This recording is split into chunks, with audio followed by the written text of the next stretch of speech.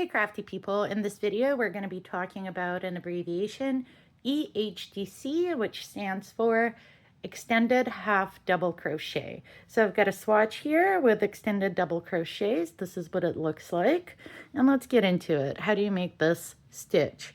So you do yarn over, go into the stitch you're working, yarn over and pull a loop through, yarn over and go through one loop, creating this chain, and then complete your half double crochet as normal, yarn over and through all 3 loops.